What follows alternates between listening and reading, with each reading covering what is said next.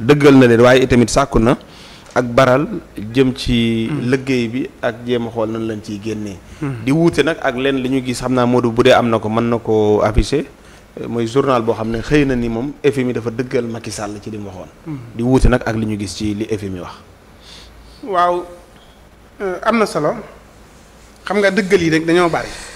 dafa bari. waaw mais ñi dañoo wax. ndax no dëggal yi bu njëkk Ousmane bi mu waxee dañoo génn ñu ne FMI dëggal na ay waxam. am ñu ne attention. ñii naan Ousmane dëggal na FMI dëggal na ay waxam de FMI am na lu mu dëggal mais du problème bii beneen problème la mais ñun nag dañoo ñëw rek maasale lépp daal ne FMI dëggal na ay waxam. FMI lan la dëggal. mais dama ne. ba mu njëkkee wax ci chiffres yi gars yi dañ ne FMI dëggal na ko.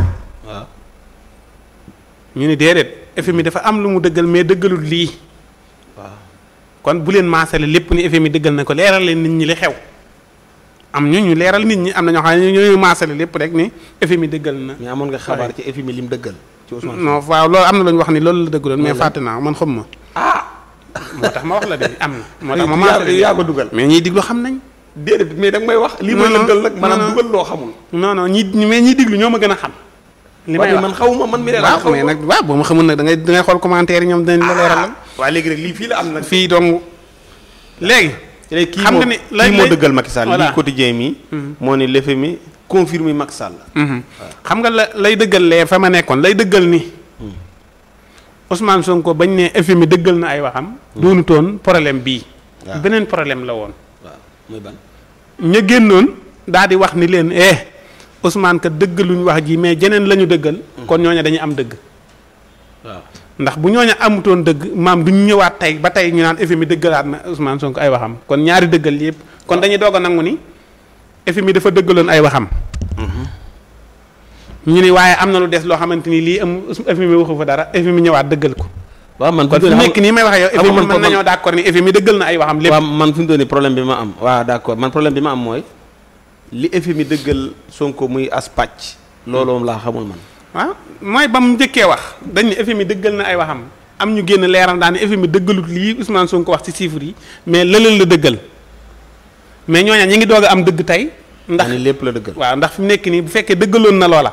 ñu ne waaye des na roq tey nga ñëwaat ne FMI dëggalaat na ay waxam. kon fi mu ne nii FMI mi ngi doog a confirmer waxi Sonko yëpp mi ngi koy doog a dëggal. waaw voilà léegi kon kii bu génnee daan ne FMI dëggal na ay waxi président Macky Sall xañ na day indi texte bi teg. bu indee texte bi teg it koy FMI moom moo fi nekk rek doon koo xamante ni moom la rek.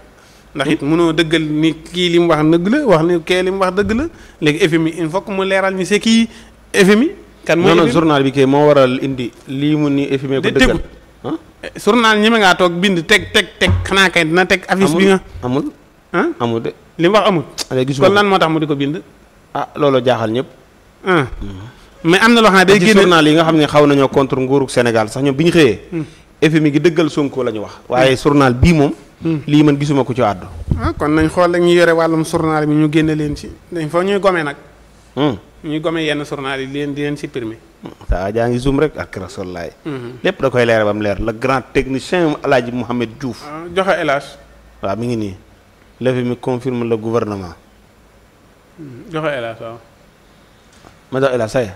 acca jërëjëf El Hadj Modou Diouf El Hadj li nga doon wax léegi kon moo ñëw ci FMI mooy bi ngay wax ci syndicaliste ak li FMI confirmé.